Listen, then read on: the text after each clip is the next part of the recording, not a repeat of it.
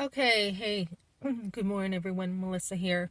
Hey, so I want to talk about some stuff that has to do with abortion and work, okay? Because it's important. I have not said too much when it comes to my work situation with the Bolts, New Hampshire cleaning, but I am going to open up a little bit more about what happened. As I was working for the Bolts, I was hired. What was it? I think I had my interview September 27th. Um, and I was working right away. I knew when I met Gabe at Panera that I pretty much had the job. Um, I had a guy yesterday who I did a video on how he couldn't take no for an answer. He couldn't take no. I'm not talking about that here. But he couldn't take no, and he stormed off from the church because I wouldn't go out with him.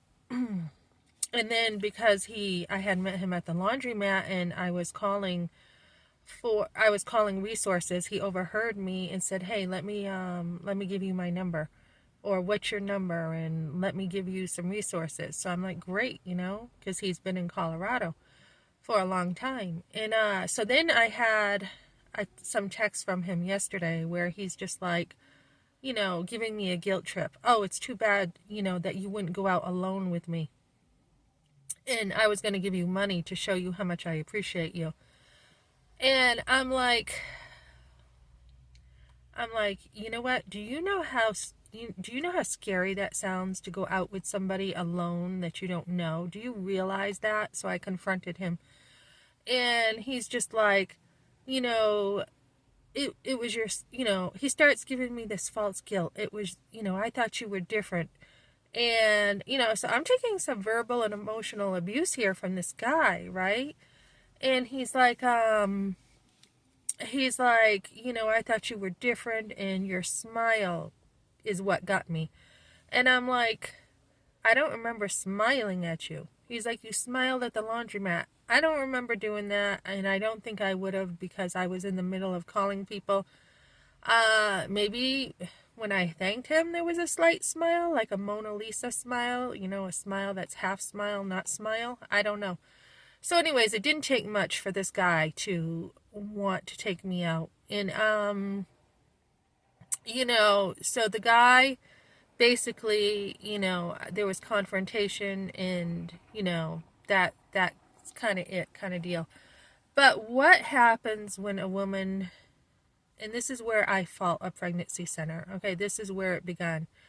When you go to take a class and they don't want to take care of you, they don't want to finish up, and they make decisions for you, you are left with a can of worms open, right? And you've now got all this other stuff to deal with that they didn't want to deal with. So it falls back on somebody, right? When, a pregnancy center that Gordon Balt did run too, or he was on the board. He was on the board, and they don't want to take care of you after. So totally different than the experience I had out here. Out here, not only are they going to make sure that they pretty much finish with you, they're very committed, but then they had another class after with like this professional doctor, who will make sure anything after a post-abortive class is taken care of. Because usually after you have a post-abortive class and you heal, there's usually some more coming up, right? There's more stuff. And then I talked to a counselor, I said last week, who said, "How are you doing?" And I'm like, well, I still have memories popping up from stuff. And he's like, "That's a good thing. That means you're healing more." So when you go through this, and then you go into the workplace. Now, this was with New Hampshire Cleaning. They didn't know. I've gone to church with them. I know their Gabe's grandfather. But I had not really come out with the abortion stuff until later. And when I did, you have a church that doesn't really want to hear it, right? I stood up and talked about the abortion. There were a few that thanked me for sharing, but churches this was probably, 5 or 6 years ago? We weren't talking about this much, maybe 7 years ago. And they didn't want, churches that don't really want to hear, about abortion, right? They don't want to really hear about a woman's testimony. So anyways, I go to work and, I was working at Swenson Granite. That's one of the accounts I was working at. And Gabe had not gotten mop cleaner. That's a basic. He was on vacation or something and we were out. So I ran to the dollar store to get mop cleaner to take care of that.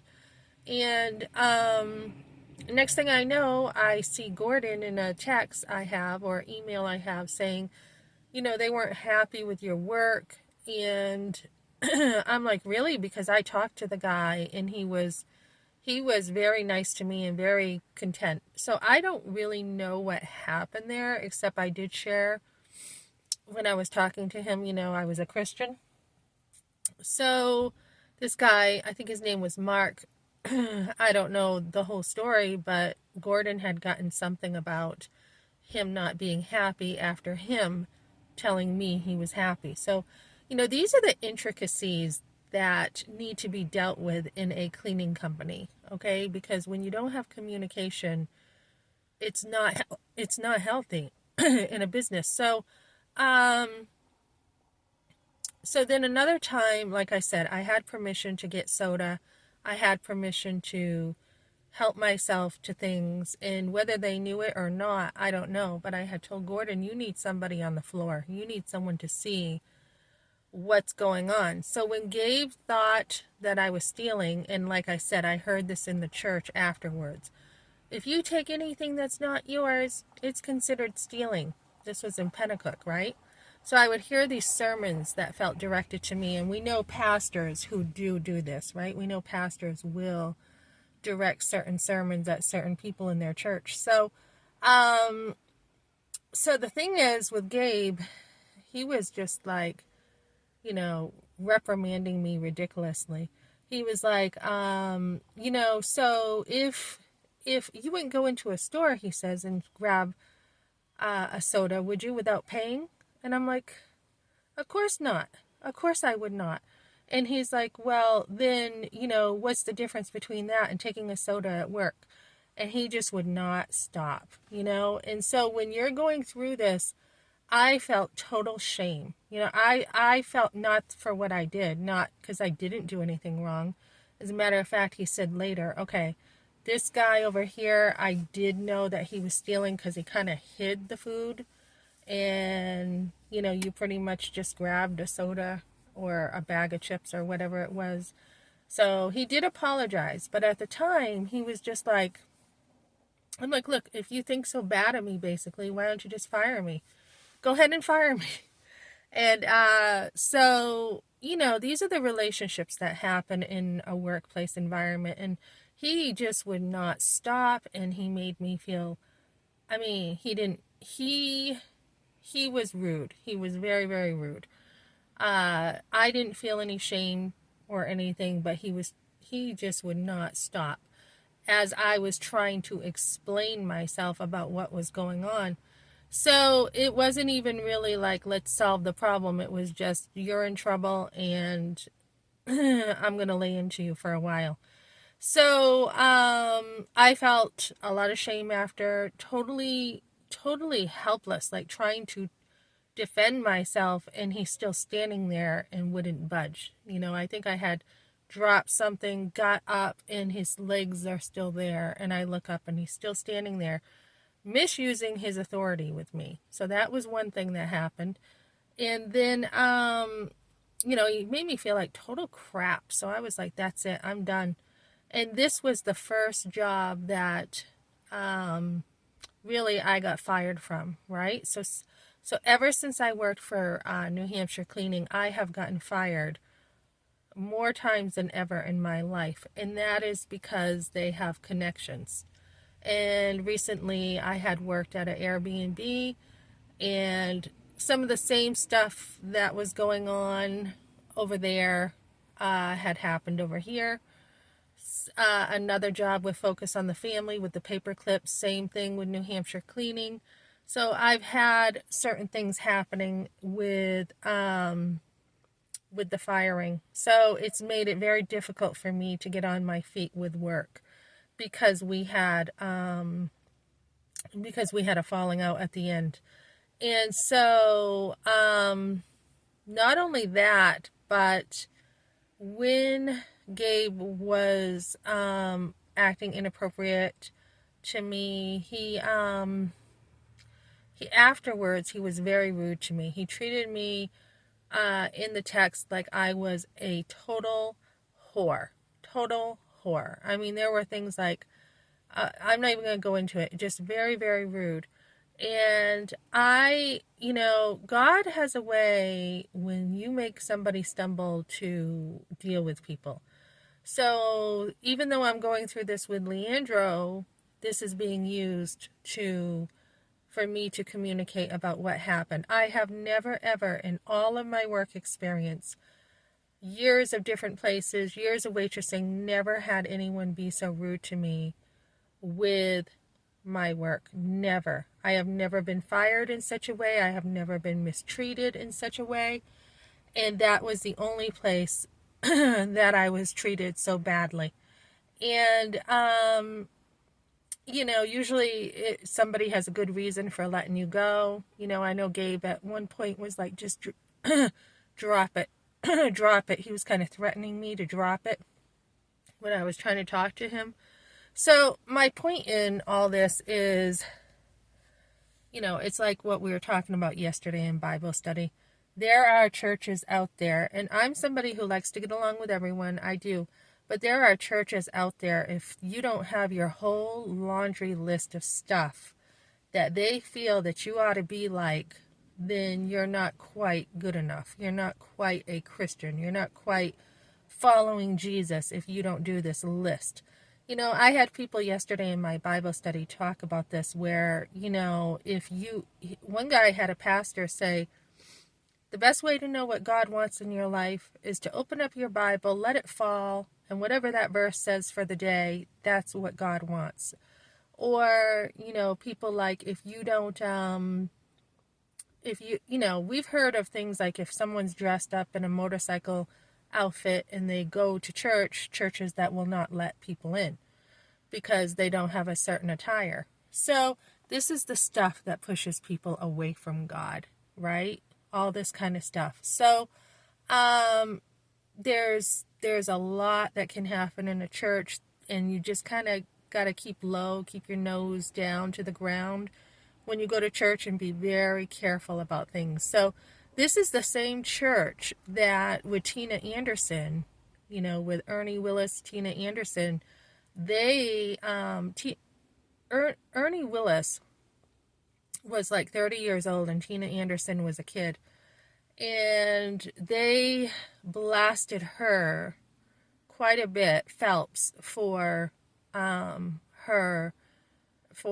Willis having an affair with her.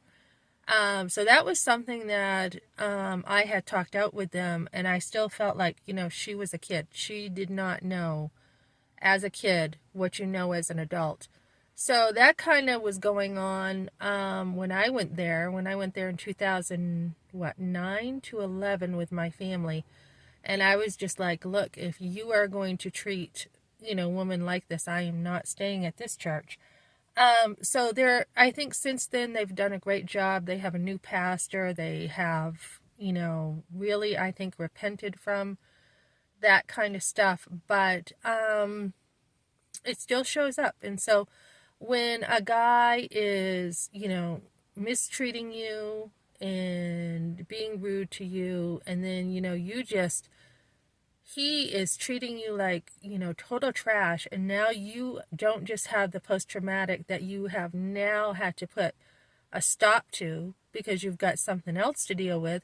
It has made you take 3 steps back. 3 steps back because this guy is being, treating you with shame, and he's rude, and he's condemning you, and all this stuff. That is all part of the post-traumatic stress for women. They have felt usually shamed, especially after losing a baby, right?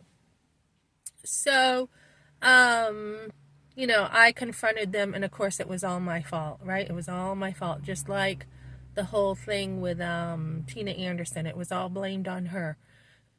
So when we have these things, there is a time to stand up. There is a time to say, how you just treated me is, you are not getting away with this. You are not getting away with it. You are not going to treat a woman of value like this. So there are, and it's really hard to see too, especially when you feel like, you're in a church and these people are supposed to be very godly. It's hard to see. And so, one of the worst, I mean, I did enjoy the job, but when this stuff happens, it's just like, I was fired for pretty much no reason, and then I'm told to just go trust God. Well, we could use the same thing here, right? Just trust God. And, so I was pretty ticked off after I got back up on my feet from Gabe condemning me pretty badly. He was pretty rude. And I was like, that's it. That's it. I'm like, I don't really care about this work that much anymore. I kind of was done, and even though I stayed, I wasn't putting the same effort in as I did before. And it was pretty discouraging, and I'm like, that's it, and I'm like, this guy is going down, and I had a bit of a vengeful spirit, and I'm like, he was pretty rude to me. and then yeah, he was just, I mean, they just continued to be pretty rude, and that is why I have, said, not only are you going to take responsibility for this, full responsibility for what you did, because I mean, I remember being at my place and just feeling so just devastated, just like, it got personal, you just totally put me down, you totally mistreated me. I mean, after I was trying to give them back their stuff, and they're like, oh, just, can you leave me alone? I heard, can you leave me alone? Just leave the stuff over there. And then, just, not what a Christian company should have been like. So now I'm glad that they have changed, and I'm glad that Gabe helps women who have been through domestic abuse and stuff, and we're friends, but at the same time, that is what happened, and I'm not going to, compromise what did happen. I am going to tell the truth, and he definitely, there was definitely some stumbling during that time of healing because of this work situation. And that was a pretty bad work, situation, as far as not the work, not at the beginning. I absolutely loved and admired them. But during that time, it was pretty bad. So then after, like I said, I had gotten other jobs, and I went back to church where where the family goes, and I felt like we had worked it out, and, I wasn't afraid to stand up for myself at church and be like, I'm going to be who I am, whether you like it or not. This is who I am, and, it's you who's pretty rude. You're the one who dealt with that pretty badly. So that's kind of what I got for now.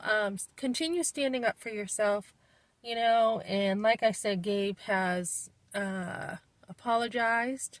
He has taken responsibility, and that was a while ago. But Kevin Leandro has been like, somehow he dug this up, and, my husband's been holding on to this for a while.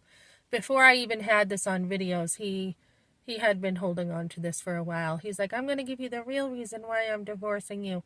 The real reason is because of what happened with the bolts. So, that if he has a problem with me standing for myself, that's his problem. Because, I don't have to put up with that. And just because somebody goes to church with me or something, I don't have to put up with a bad work situation. So, even in the name of being a Christian, I am a Christian, he's a Christian. There are still many differences when you are a Christian with people. There is a love for them, a Christ-like love, but there is not a, putting up with stuff, I should say. So that's what I got for now, guys. Thanks for joining me.